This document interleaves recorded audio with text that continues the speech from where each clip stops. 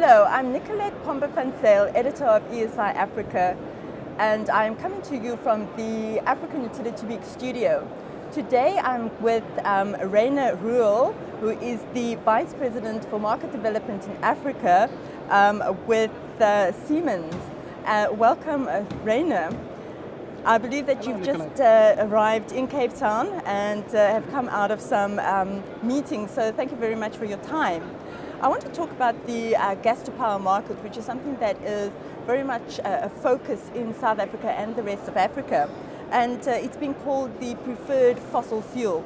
So what is it that is the benefits around incorporating gas-to-power in any energy mix? Well, first, Nicolette, thanks for being here and giving me the opportunity to speak. Of course, there are various advantages for putting gas into your energy mix.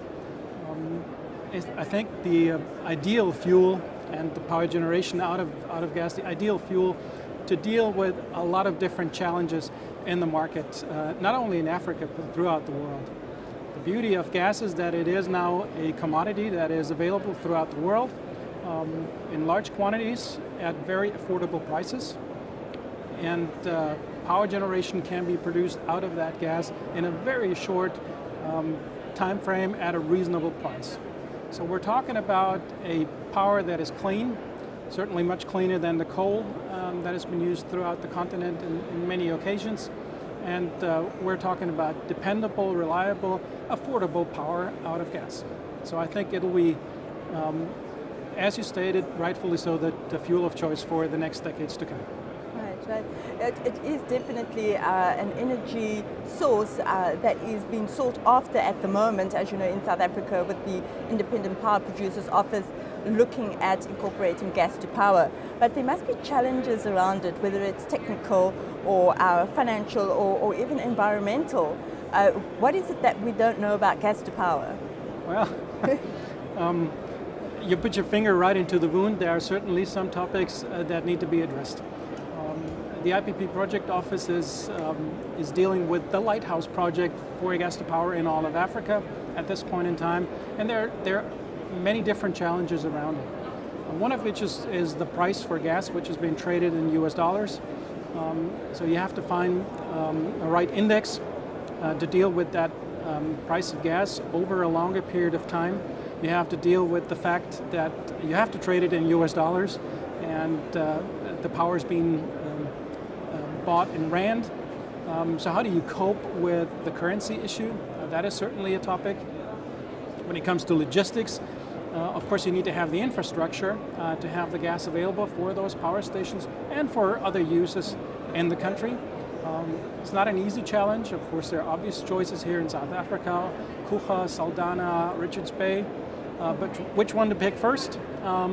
And which one is the better one? That's a very difficult question that Karina and her team have to answer. Right. And one of the challenges, of course, for South Africa is that we don't have our own natural supply. So we would have to be importing this. And I was speaking to somebody earlier who mentioned that we could be looking at Mozambique to get that resource. Is that something that is the suitable solution? It could be. If you look at Mozambique, you have to certainly also look into the challenges that Mozambique is facing. The beauty of Mozambique is that it's very close and that it has large resources in natural gas. So it is the natural choice for South Africa to source gas from the existing gas fields to the new ones that have to be developed. Now, in order to get those developments going, you need to have substantial financial investments, and the Mozambican government needs to do their part in making sure that that can happen and move forward. Also, the right legislation needs to be in place. When you say the right legislation, what exactly are we talking about? Well, you're talking about a legal framework that would allow the international players that are active in these fields to have a business environment that gives them the comfort of staying in there for the long run.